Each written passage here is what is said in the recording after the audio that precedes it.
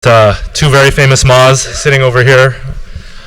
Two of the most famous, if not the most famous, Chinese architects in the world sitting side by side with the same last name. It's my pleasure to introduce our guest lecturer tonight, Ma Yansong. Ma and I are co-teaching a studio here at the USC School of Architecture, the Super Tall Studio. A few of you are here in the front row. Say hi. Doing this studio on focused on Ma's theories about Shanshui City and nature and man and the city coexisting. And it's a very, very exciting studio, so really happy to do this. Do want to make a clarification that I am not Ma Yansong. That mistake has been made in the past. Dean Ma also apparently receives phone calls all the time for Ma Yansong because they share the same last name. But I'll let Dean Ma do the introduction, and very, very happy to have you all here. Great. I know you're coming for the other Ma, not me, but I wanted to kind of point at a certain incident through the years, and with that being kind of a point of introduction. Yansong has been, ever he returned to China, is mistaken by many people as myself. I've received when he did his first building, I received many phone calls asking me, Loma, old Ma, like why do you all of a sudden do buildings like this? And I said, no, that's not me. That's Ma Yansong. So that's when his work really popped on the scene. Very early on when he returned to China, opened his practice. At that time it was very interesting to note. That is after a bunch of us had already returned about 5 to 10 years earlier than that. That generation, Yang Ho, who has been here, with other architects that trained in the U.S. and returned with a very pure, sometimes canonic, is that a word? Canon-like, dogmatic principles, which are so strange to the Chinese scene, both culturally and professionally, because they're kind of alienated from the social context at that time. This group of architects quickly gain recognition, not because their buildings are welcomed, it's because the practice they have conducted are so different from the rest.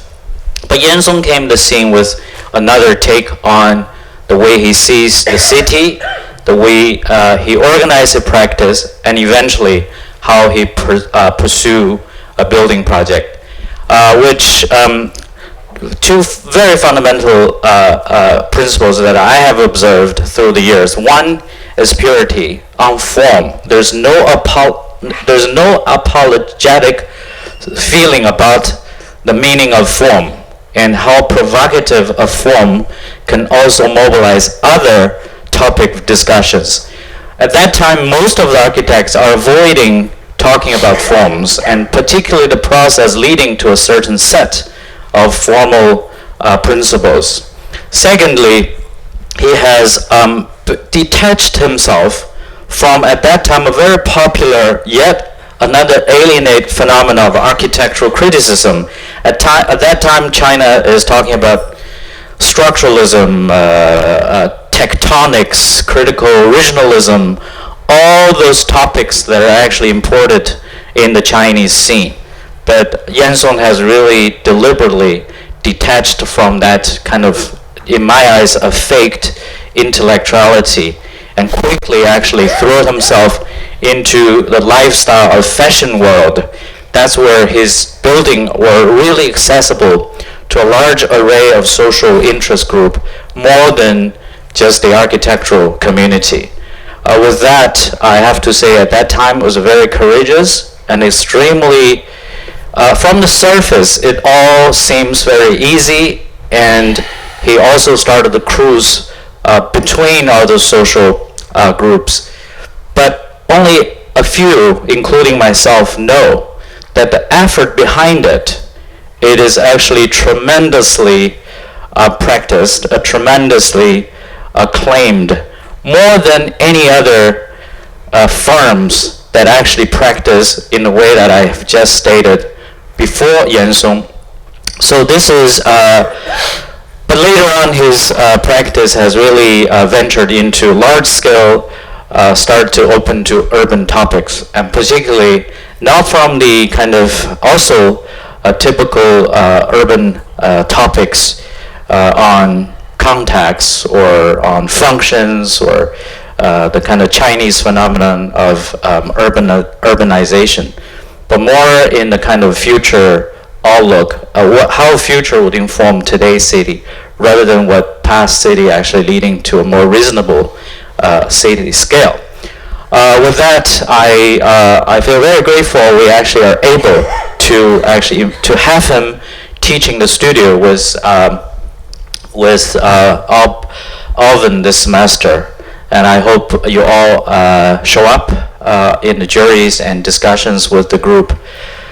Continue on, people have mistaken us. So I have received, recently the world has seen a lot of Yansong's projects and participation in many competitions. And I know that because every other week I will receive a call asking if I wanted to do this competition. And I say, yes, I can do this competition. Do you know this is the right person you call? Oh yes, we love your Monroe towering. we love your everything. I said, that's not me. That's not me. So more than many times I have to take a phone call.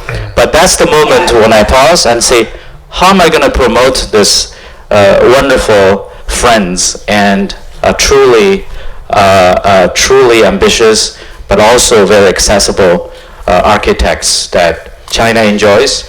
Now the world appreciates. With that, let's have a big round of applause and to Yansong.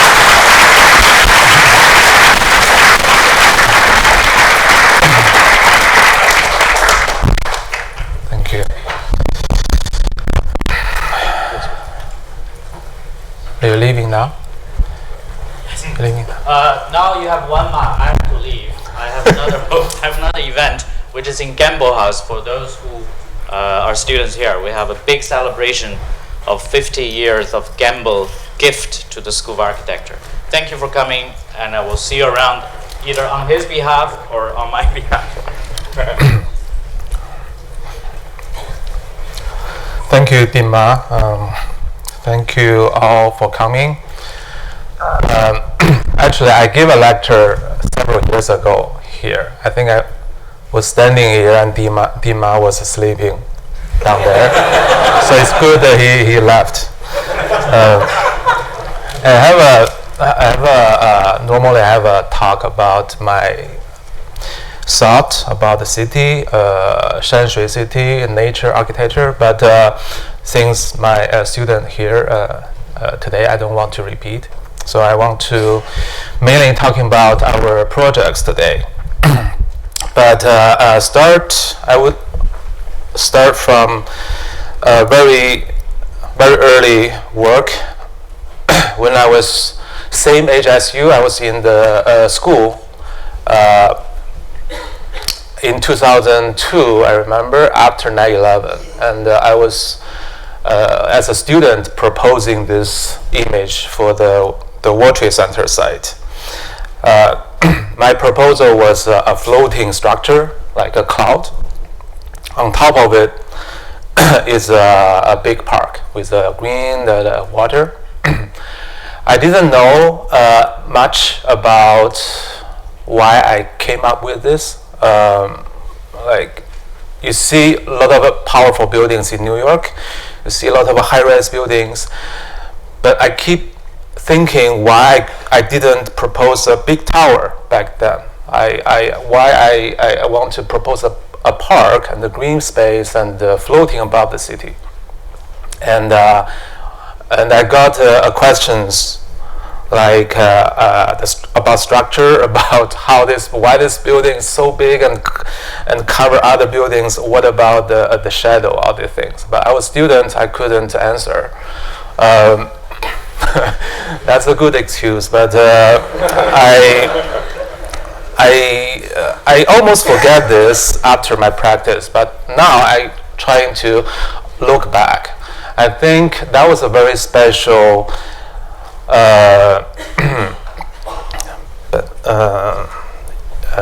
instinct. Like when I look at the city, I try to think about not the structure but organic environment. What is funny actually was this picture I always put in my studio on the wall. I was thinking maybe someday I can build this one, because people keep saying I cannot build this one. And there's actually one day one client came, a crazy one. He said, I want to build this one. And then we had meeting, and then it was actually about he was talking about the building in the front.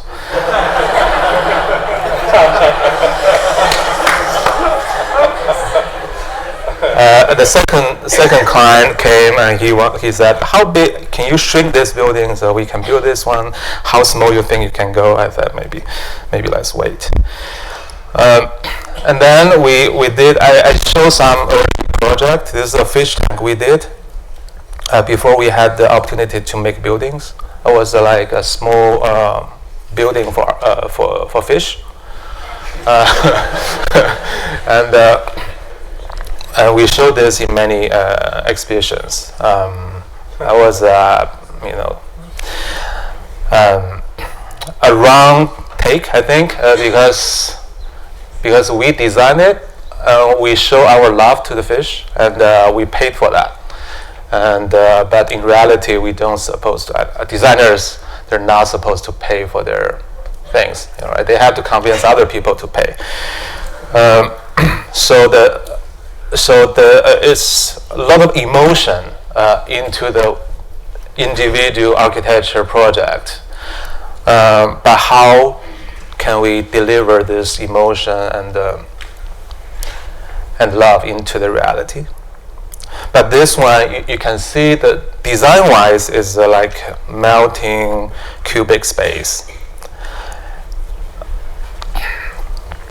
A cubic space was very functional. So a lot of buildings, they providing this very functional space. But in some traditional buildings, they're more than function. Like there's a photo of traditional buildings in Beijing. You see the roof, the tiles, and they become more and more symbolic. Even the structure, the wooden structure, all these things become so important to traditional architecture. So those architecture elements more and more become emotional things. And the space they make, the courtyard, the Hutong, become also emotional connected to people who live there. And then we had this opportunity. We built one a bubble, like steel space with a toilet inside. And we, because the courtyard, they don't have a toilet. They all have to go to the outside and have a public toilet. So the idea was if we put all this small space into each courtyard, so they all get the better living quality, and the people who live there, they don't feel abandoned from modern society, so they will decide to live there. But right now the situation is a lot of rich people try to move there, and the family who live there has to leave. So anyway, this design we built, it doesn't look like a traditional architecture, and it doesn't, I don't know, some people say this is a future, but who knows what's the future. So this just look quite abstract, special surface, and the material we apply to this space make it responding to the environment, because the reflection into the object. But more important for me is this one is very flexible and very small, and it's not flat. Therefore, the reflection become twisted and weird image, so it doesn't reflect the reality. Although you see the reality, but mirrored image is somehow like a twisted dream. For me, it's very personal, and there's a neighbor, was a French lady. She came here during the construction. She complained a lot. She said, "You don't know your culture. Why are you doing this? Why not you just keep doing the traditional building?" But after we finished, seems she liked it better. She came more often. But this small thing for me, I think, in this Hutong courtyard, we put it in the corner. So the courtyard is still there. The trees, the space typology is still there. I think that's more important to the neighborhood, like the community, the families, the parents, the children. They still use the space. Why they have to care about the look of the building? Because I think this one shows, the modern. Something from me, something from modern family, something doesn't fake the past. So, although it's very abstract, it looked like a growing out from the traditional buildings. Again, this is a different scale. It's a larger towers. 2 residential tower in Canada. We won the competition in 2005 for the first one, and then they named the tower Marilyn Monroe. That's why DIMA says Monroe Building, and people love it because the name maybe. The first tower on the left was sold out in one day, and then we had to design the second one. So there are 2 towers standing in here, and you can see the surroundings, very typical modern architecture, modern towers. So the reason we make tower twisted, now you see a lot of twisted towers, but still I think in this building you see very soft, very organic and shapes, but also the horizontal lines. You see a lot of balconies. And you don't see the vertical lines, which more like you see a lot of high-rise. They showing the strength, showing the vertical lines and the structure. But here we try to make the building look a little weaker, and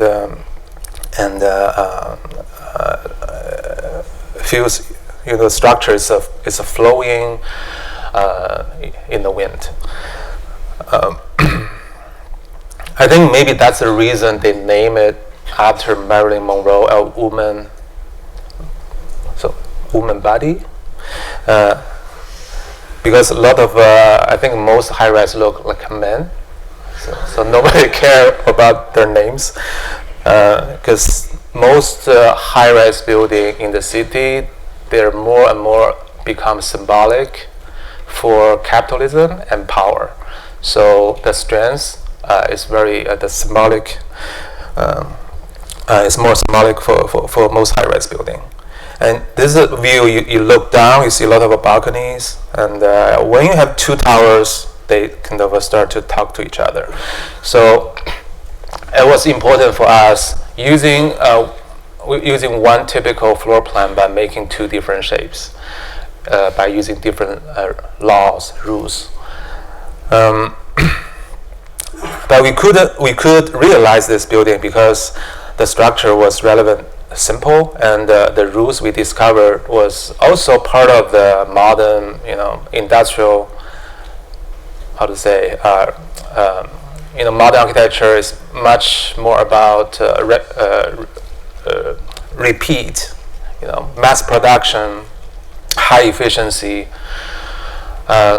So we decided to use one typical floor plan, make this building actually a compromise between organic nature and the mass production. But actually, we're only talking about the shape here, right? In this building, some people start to criticizing, this building look nice, but it's what people feel about if they live there, or how why sculpture shape is important to people. And I was responding to that kind of comment, but at the same time, when we do the next project, I try to challenge myself. So this one is another high-rise building in China. I couldn't build it. So anything, if you try to push a little bit more, you couldn't build it. That's very funny. Like I don't know. I should say that, but this one we couldn't build it. But the inspiration was a painting. In this painting, you don't see a geometry, you don't see a shape, but what you see is a coexist of nature and artificial things, pavilions, paths, people, some spaces, and people actually live and travel in this landscape, in this painting. And normally when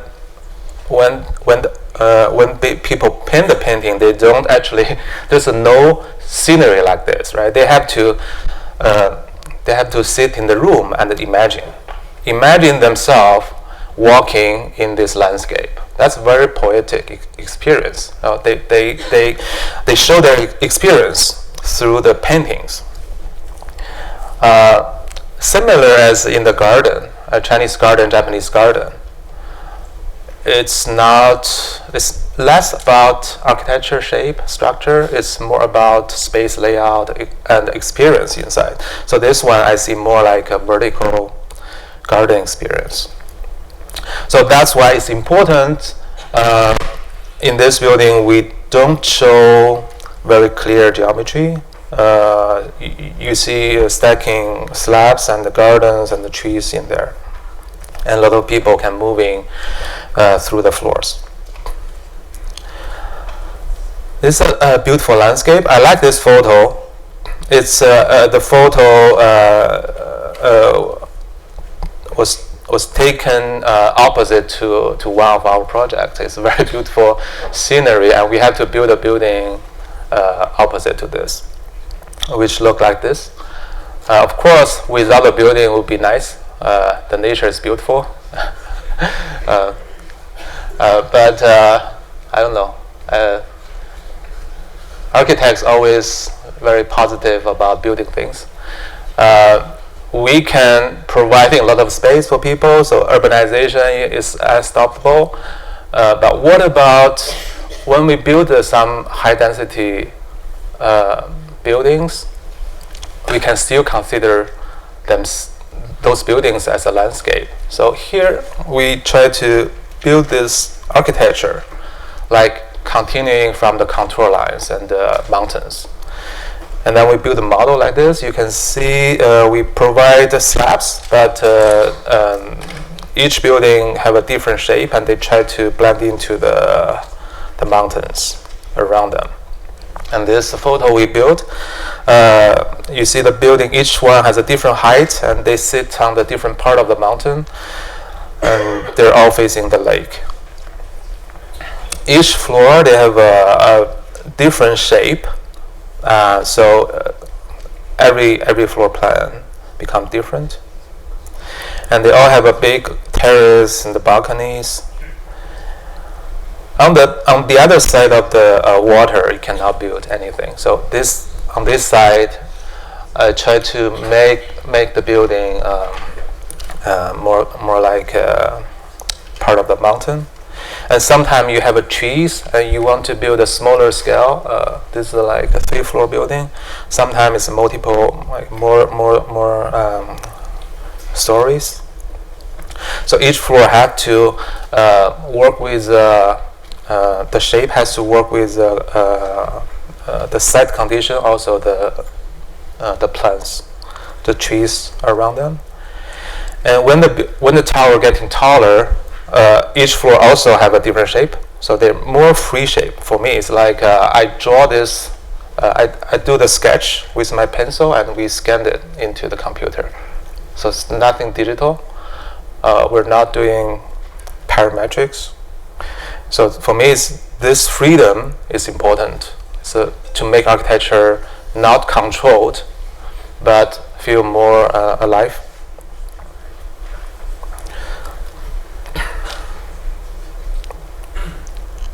With this one person is good. It's the nature and people. And I like the photo because the photo look like very blurred. It's kind of like some traditional paintings. They always have a fog, so you don't see anything clearly. So it look like a polluted air. But it gives a mysterious feeling to it. Why mysterious feeling is important? Because when you don't see things clear, you will imagine. And imagination is important, I think, for architecture. The dialogue in between human and nature is important. So I never see architecture as a self-centered object. If with a good environment, beautiful landscape, it's perfect. You can feel you live in that nature, not only seeing the beautiful nature, but also have a dialogue and conversation with the environment.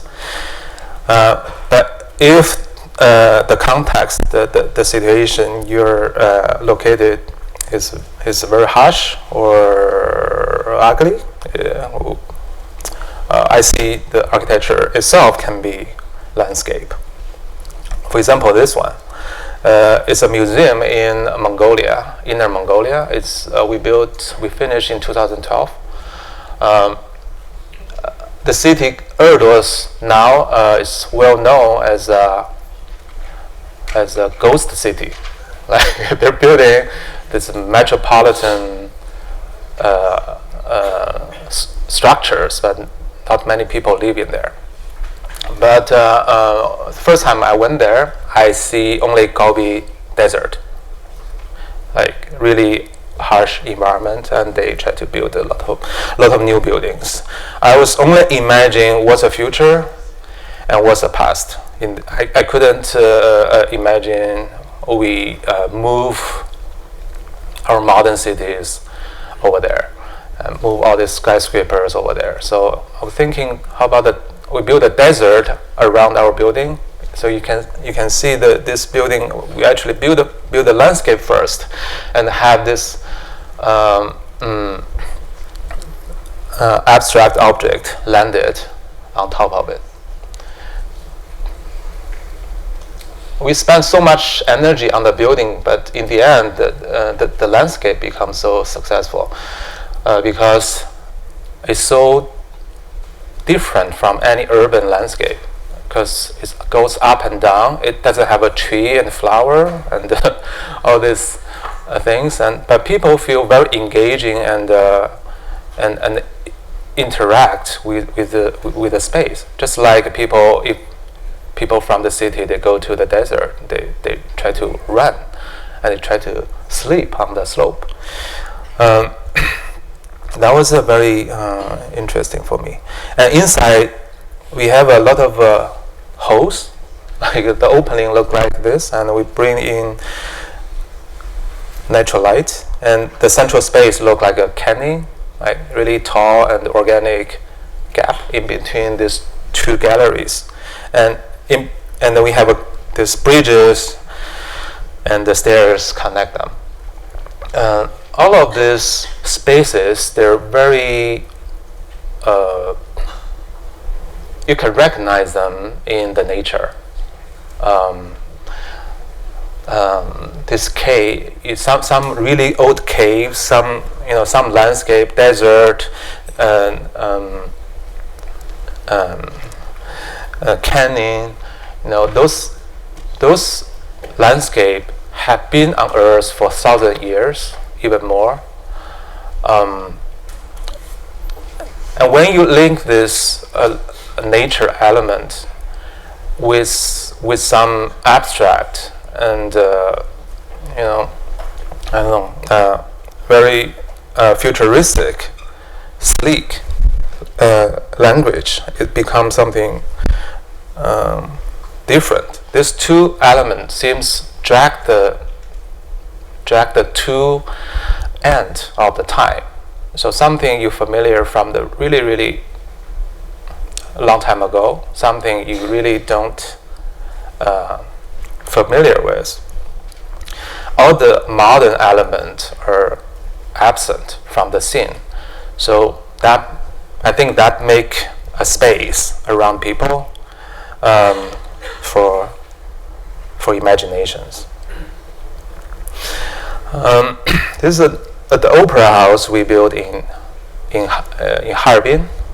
It's a northern city in China. You can see the city is quite far away. And we're building these two buildings. Opera House already completed, and there's another cultural building next to it. We did the whole master plan to preserve the wetland and make it a park. The site is next to a river, so this river is super wide, and the water wash the river bed differently every year, so to make a very strange curvature landscape on the earth. So that was kind of important for me to make building blend into the ground. So the building look like you see two theaters. One's a large theater, another one's a smaller, and they kind of sit on the landscape. And this is a summer photo. You see the water and the wetland around. The building itself become a landscape, and you don't know where the front, where's the side, where's the back, and you can walk around the building. You can walk onto the building because the building facade eventually become the ramp and the stairs. From the plaza, you see the ramp cut through horizontally cut through the facade, so you can walk on. You can climb the building. And from the bottom, you can see that there's a top. The top, the rooftop is actually observation floor. It's an outdoor space. Can be amphitheater as well. So there's a space where you can see the whole park, also the sky. So the horizontal building eventually become a vertical building when you arrive at the top. This is a ramp when you climb the building. So you start from the plaza, you can walk. So even without the opera, but opera often start in the evening, but without show during the day, people are welcome and feel free to occupy the whole building. And it's important this building not only grow together with the ground, but also a little bit floated, so it feels very dynamic and moving. So this is one of the opening when the metal piece facade become floating away from the floor, and you start to pick what's inside. You see this wooden object. Actually, it's an auditorium. The main auditorium is in the core of the building. And here you see another cave.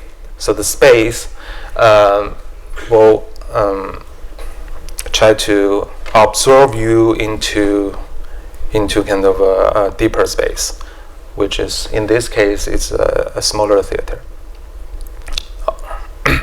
When you go in, you see this building actually from inside, I would say, also has some classic feeling because it's very symmetrical, the space.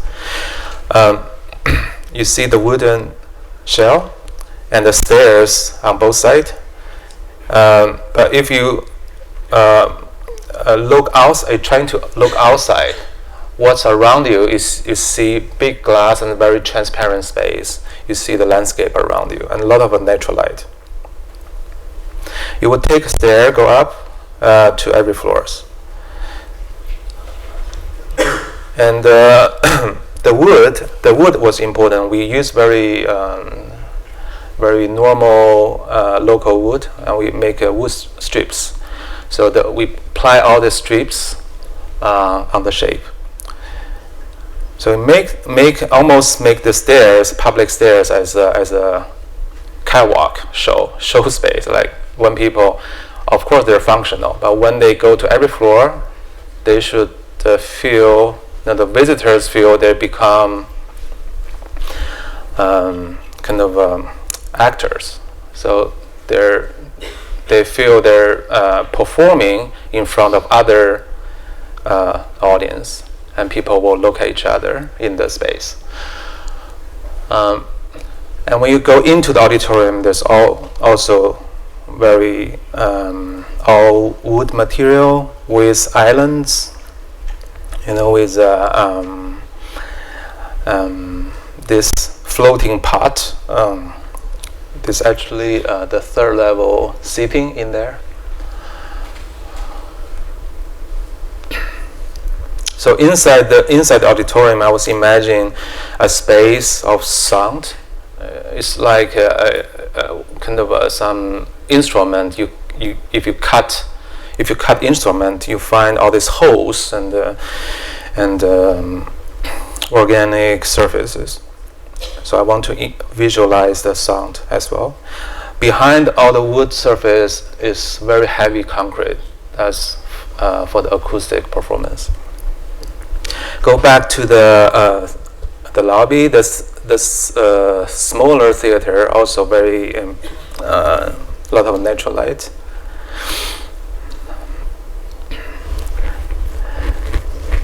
And inside the smaller theater, we opened the stage to the outdoor landscape as well.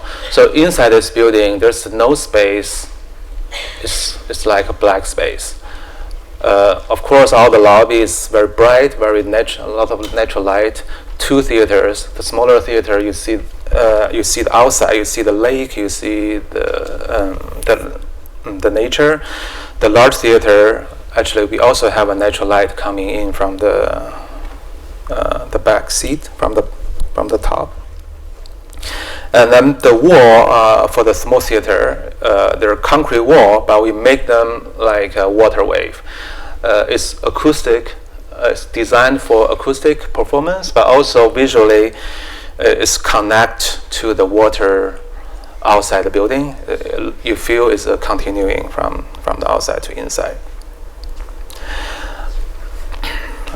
We're designing another performing space in Beijing. This like a concert hall in China,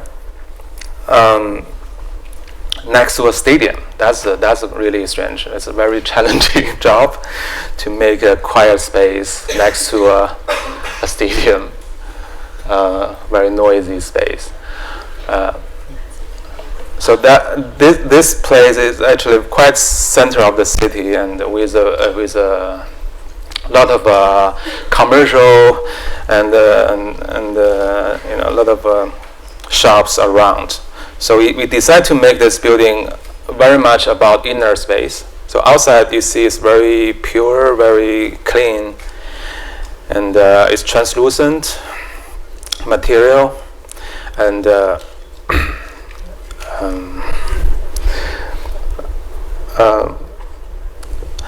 inside the lobby, this skin, translucent skin, can bring a lot of natural light.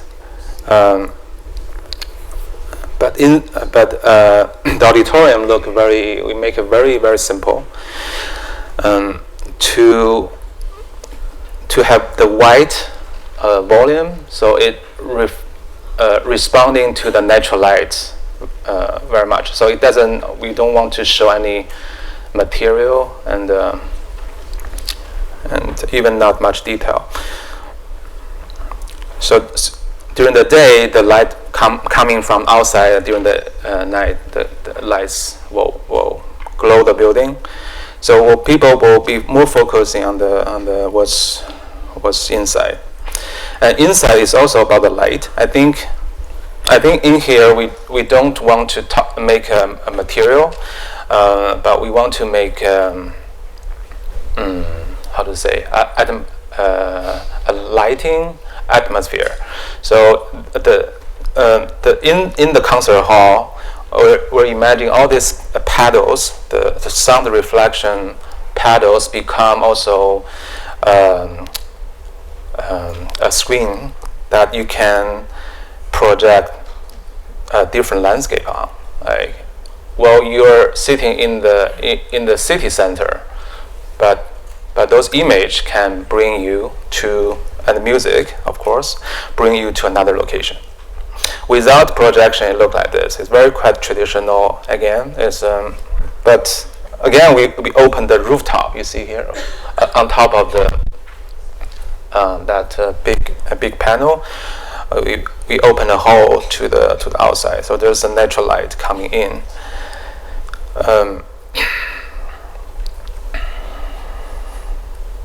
In the smaller theater, we make a very dark space. We use wood, I think similar to this, but it's a dark wood, and we also open the stage. It's a structure like a box inside the box, so it's isolated from the stadium noise, but you can still see outside. So here the space become relevant, more simple. This was designed after the Opera House. Opera House was located in the nature, so the architecture form and the space become quite extreme. And this one is a more simple, but by using light, dark space, and the projection, we're hoping that we can bring people from the city away. So again, this painting, I think this painting is better than the last one. They're all about Shanshui mountain water paintings, but this one is much more simple. And the painting left a lot of empty space. Empty space means imagination. And we built a model for 2 towers here, and then we was actually architecture, 2 high-rise buildings in Beijing, next to a park. Further away, it's a CBD, a lot of high-rise buildings, tall buildings, CCTV building by Rem Koolhaas. I think Rem Koolhaas was trying to make very different high-rise building to challenging the simple towers. But in our case, we try to make more like a landscape. We want to, although it's a high-rise building, but what if when you look at them from the park, you think that's part of the nature, instead of become the border of modern city and the landscape. This painting was interesting. That was a painting done by Wang Mingxian. He's like a architecture critic in China, and he made this very traditional Chinese Shanshui painting and use oil painting there. You know, in China we never use oil painting. We use ink, and in those paintings he used famous painting with contemporary architecture in it. he draws something like a mountain and with a CCTV next to it, with Opera House, National Opera House, the big egg. All this painting landscape with modern architecture in it, and architecture looks so different, look very great but artificial. But in this case, he actually put our building in there and look very much fit. It looked like a mountain. So when somebody say, our mountain tower looks so different in the city and looks so out of context, I thought this is the context in my mind. I want to build in this context. There's a problem with the context. The context become more and more about architecture, about artificial objects. So that's the rendering is, of course, it's very artificial. It's buildings, glass curtain wall. You see the vertical lines. They're actually the columns and some air tunnels. We have this. So on the curved glass, you cannot open window, but they can open the window inside this air tunnel on every floor, so they can get the fresh air if they want. So the fresh air will go into each line, each tunnel from the bottom and release on the top. So it's a green building. We never claim we do green buildings. Because I think the architecture quality is much more important than technology. So behind the tower, we make smaller buildings with the terraces. So this space, garden space, it's actually open to the city and the smaller scale, more comfortable. Some lobby. We have waterfalls in the middle.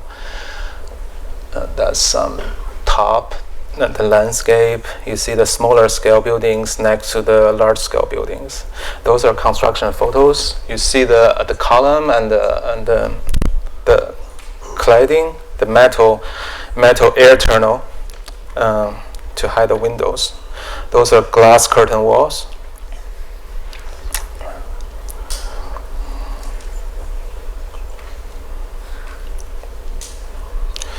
Again, these two buildings, very similar to Absolute Tower, they're very different in shape. Each line is like a freehand drawing and scanned into the computer. But we do use a computer to realize buildings. We are producing the drawings, communicating with contractors. But we don't use them to make ideas.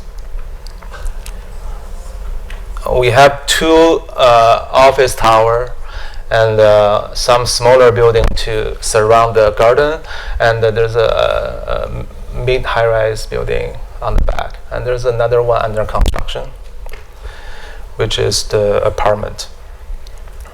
Inside the lobby, we have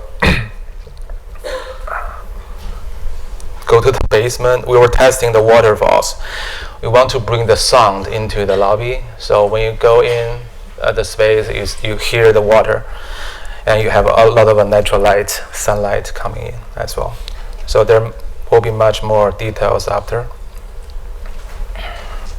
But I think we came up with this building because the one garden I remember I visited was a small garden, and some people told me that garden was designed by a master. It was really great piece, a masterpiece, because inside the garden he borrowed a view from a pagoda tower far away from the garden on top of the hill. So something outside the garden, he borrowed the view. And so you think you're in the smaller space, but you're connected to outer world. That was inspiring. So I was thinking, when we did this project, what about you have a park, but we're doing building outside the park, let people think it's a part of the park. So more, a little bit more behind this method, I think the philosophy or instinct reaction behind was I never want to separate the nature and the city. Always people say building is artificial, building is about buildings. Nature is a nature. But in some case, in some paintings, gardens, there are many examples shows that nature can be artificial, artificial space can be nature inspired. This another case is actually another model. We make many towers look like penzai. We put a trees are so big we couldn't find the smaller trees. Otherwise, we have to make the model too big. It seems big buildings are not a problem. You can still have high density urban contacts with nature, with the scenery, with comfortable space in there. And then we make this rendering. It's a project in Nanjing, 6 urban blocks. It's a little bit in between architecture and urban planning. They have 13, 14 towers. So we make them all different, but all at the same time similar. You don't see the functionality. You don't see, they're all similar. We put all these vertical glass strips become sun shading system as well. Also unify them as the boundary of the site. And then in between them, we start to detail the human spaces. We put the smaller buildings like villages, like small hills, courtyards, trees. Sometimes we bring this courtyard and gardens also onto the building, high-rise buildings. So we basically make three-dimensionally garden space in this. And then we put it into construction. Right now it's the second phase, and they will continue building.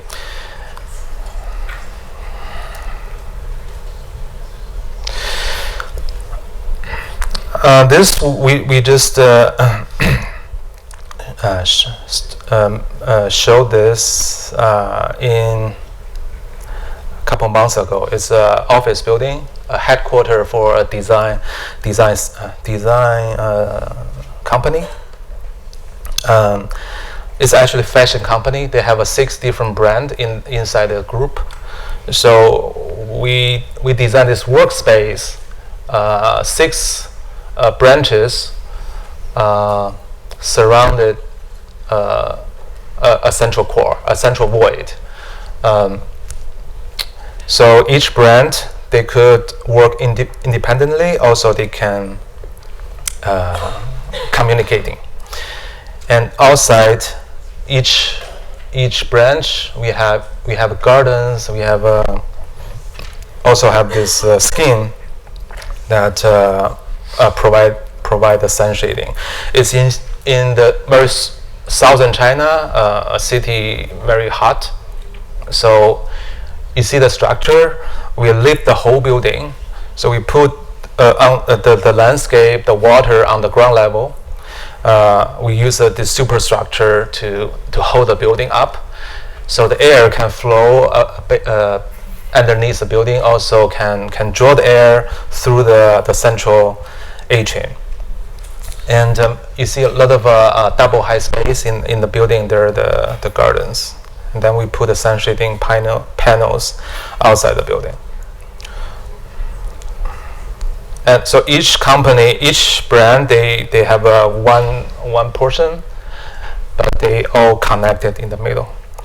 The ground level is all lifted, and the central lobby is very small, and all the windows can be open, and you see a lot of water. So this space, therefore, become more landscape and open to the city. So people can around the site, they could have a free access to the place.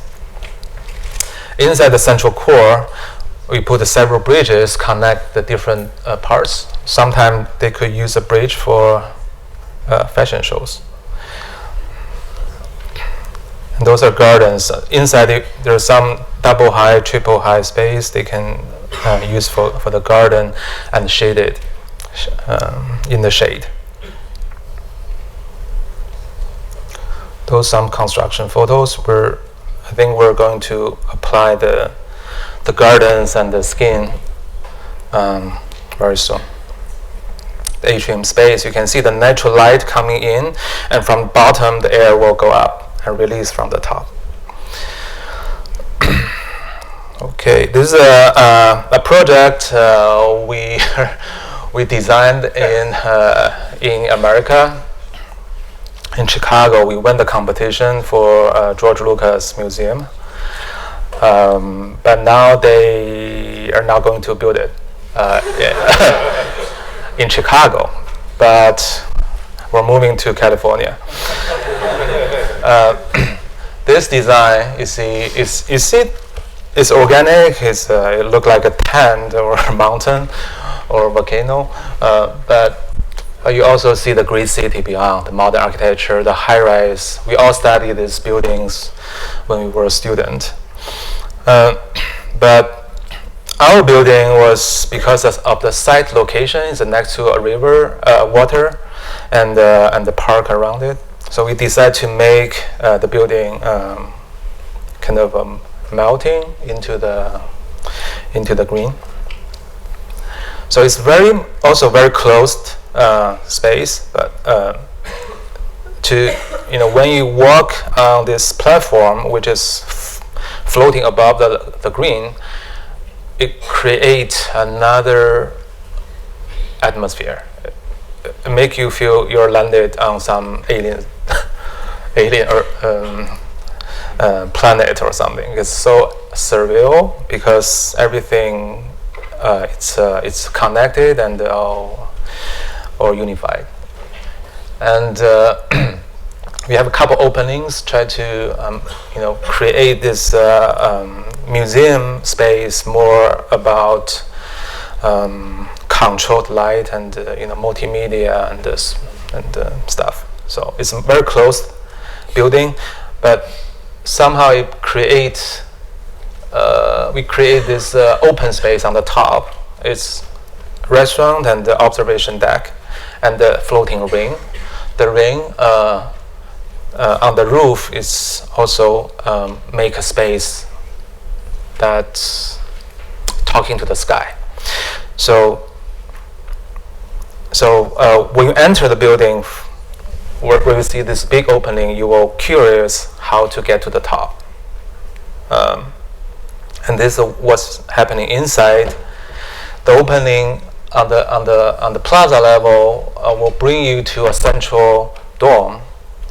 This dome is again very classic architecture space. It's like a Roman temple, but with a hole on the top. But the difference is this time you can walk through the ramp, through all the gallery and reach the rooftop beyond the dome. So if we say in the classic architecture, you see a light coming from the top, you think that's where God come from. This time you become God. But you go up there, you can look down and you see where you come from. On the side, there's 3 theaters and the library. So I think this building is very site Specific. So when we move to California, we will have a different design. So it's okay to talk about this one now. But for me, it was a pity because I think the space I like very much is it's like a universe. It's a lot of mysterious and uncertainty about the space. Although from outside it's very simple, like a tent. We built another one, also look like a tent, but much smaller. It's a white tent cover an old house. So this model shows that. Small building in the very rural village in Japan for kindergarten. This family, they run the kindergarten, and they have a house similar to their neighbor before, and they decide to demolish their house and build the kindergarten. So that's what we designed for them, but I decided to keep the old house as part of the structure for the new house. So this is basically a skin outside. This skin already use all the space they could use, and we even don't have a much courtyard, so we have to put the sliders on the building, and we make the entrance look like a cave, and I think that will excite the child to, they normally they don't want to go to school, but maybe they will in this case. So it's a very special building in the village. The tent, what's inside is like what you see in the model. Is you see the wood frame. That's from the old house. That's a smaller. So we use this as a half of the structure, and we build another half, and we build a bigger envelope so people can also use the space around it, and they can also use the space underneath the roof, the old roof, also above the old roof. So this is some space in between the new and old. I think it's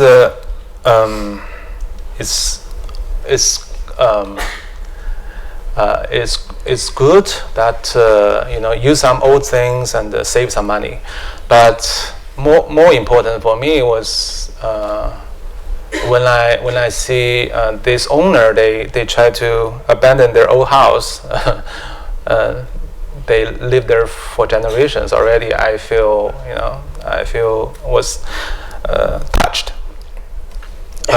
Especially the owner, his father really against it. His father doesn't want him to demolish the house. So I hope by doing this, we can also preserve some memory, not only for the family, but also for the children who grew up there, and they can remember where this space come from. Last one, in Los Angeles, we're building a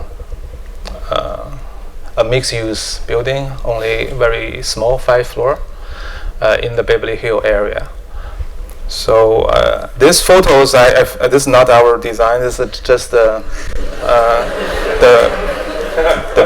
mountain and the village. Mountain and village. I know. Every time you landed from China, you think there's a big village, but when you stay longer, you think this scale and landscape feel very comfortable. So I think the smaller scale is very attractive. Also the green, the landscape, although they claim they're short of water, but I still see a lot of green there. But you see a little bit architecture, roof peaks, and they very much about privacy. And this building we designed. It's a 5-floor condominium along the Wilshire Boulevard. It's a quite big building, I don't know, in that area. But I want to make smaller scale in this case. So we build you see the green part is 2nd level and the 3rd level. Also condominium with a green. So literally we build a hill and then we build a house on top of the hill. So the smaller house also 2 levels. We also put the trees on top and the gardens, and so the spaces around the houses. And the ground level is all transparent commercials. I don't know. This doesn't. If you're talking about the style, this building and the building before doesn't look like Met style, but I'm super interested, and and I like this kind of a building a lot because they kind of are telling the story, and you can feel the human, I don't know, emotion in there as well. There's a courtyard in the middle. Inside, we put all these apartments facing each other, like the living rooms, the kitchen, dining rooms, the public area, they can see each other.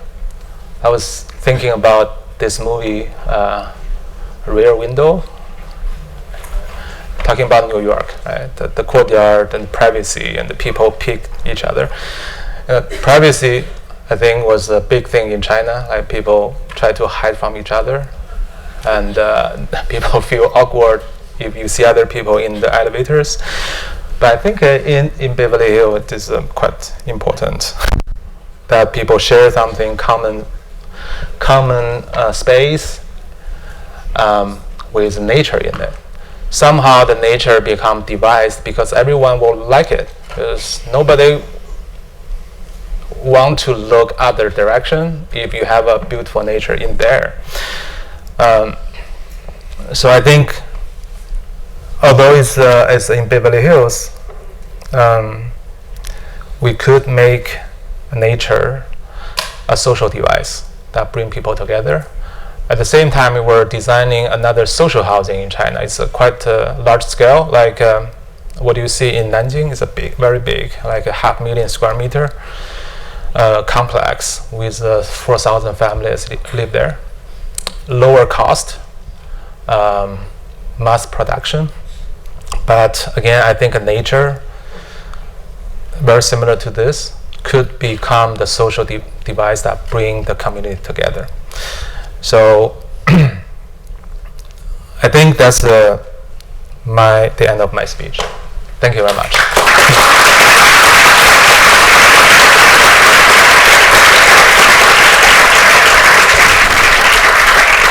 We'll go ahead and open it up to questions from students, faculty, if anybody has questions. 1 hour.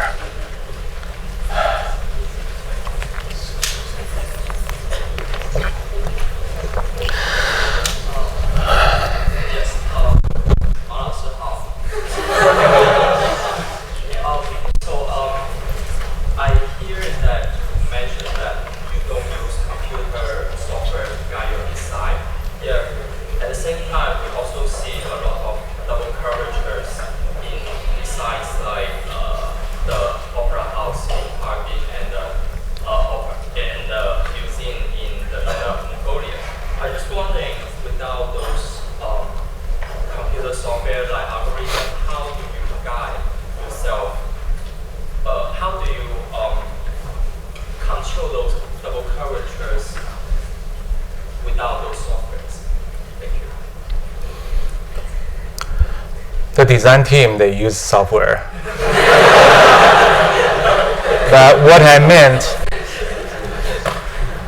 you saw those paintings. I think if you saw those master paintings, they use very less and more simple lines to make an image that with a lot of space for imagination. That's the point in my speech.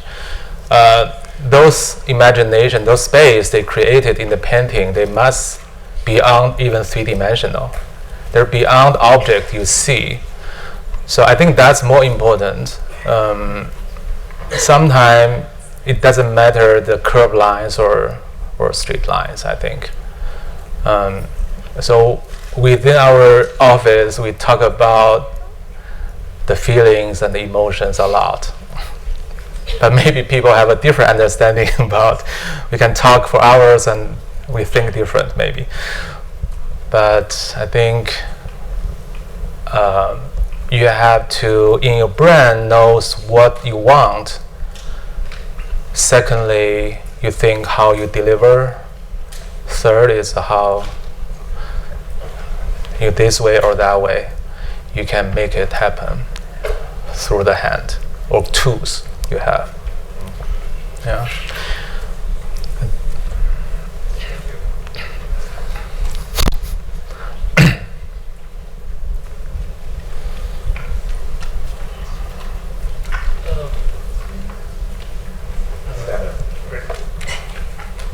Thank you for asking the question. Let me ask you a question, because I see you got a lot of projects in construction, and what the most important advantage do you think you have to get it like under construction to get it become a real project? I cannot control that. But what you can do is keep doing, and what you can do, I think, is forget about this question. If you do, you will compromise at first place. You will guess what other people like. If you're a nice guy, you will think about it. What other people like. If you're doing too much for other people, if you challenge other people too much, make their life difficult. You don't think about this too much, because you have to believe yourself, I think, and it's up to other people to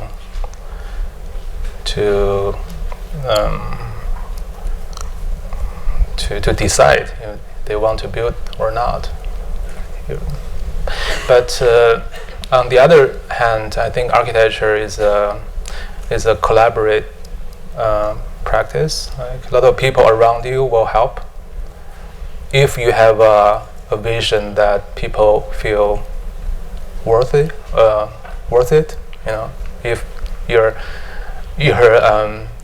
structure engineer hate you but also love you, that's a good thing. If they only hate you, then you have no chance. People around you, around the project, think this is challenging, it's difficult, but they still want to be together with you. That's good.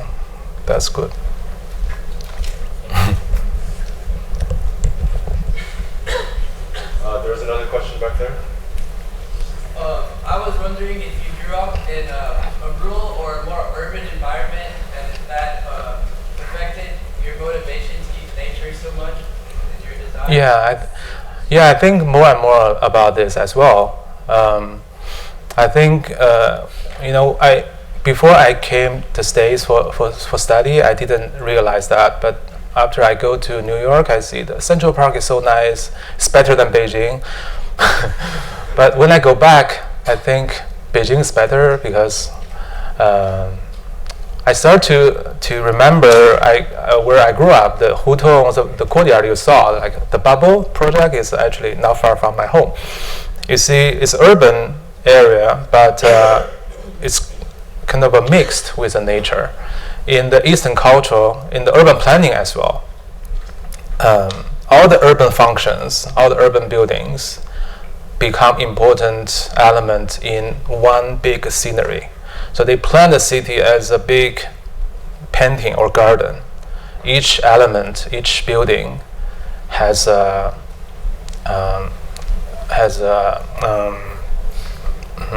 this position. For example, a bridge We have a lake in the middle of the city. We have island on that lake, and the pagoda on the island. Those scenery they were artificial, and there's a bridge connect the island to the land, and there's a lot of a poem about the bridge.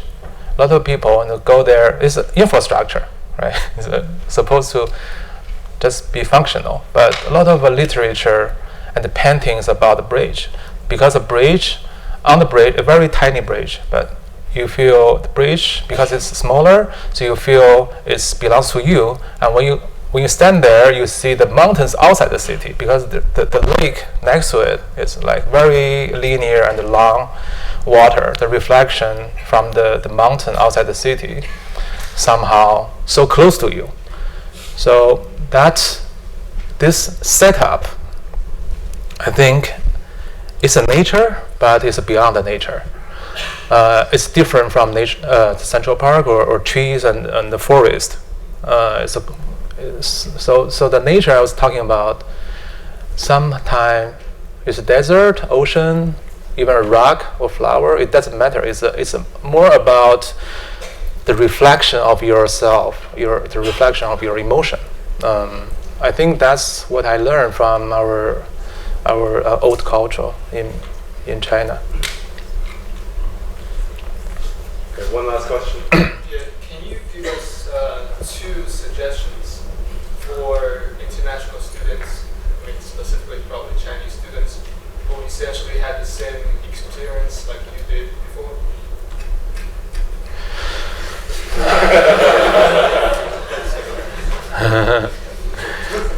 About what? Study? About everything. What?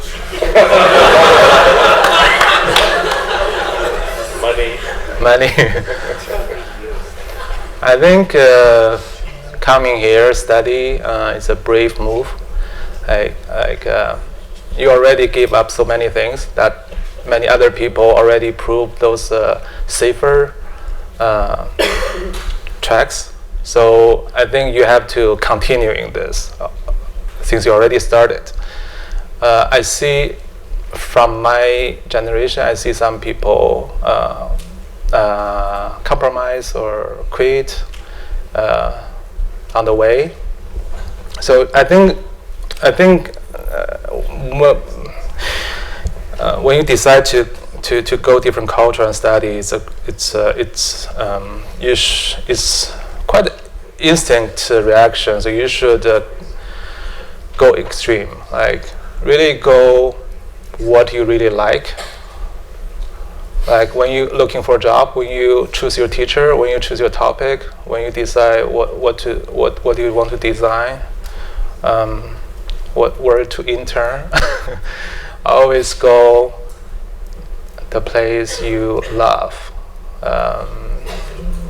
and never have a second thought.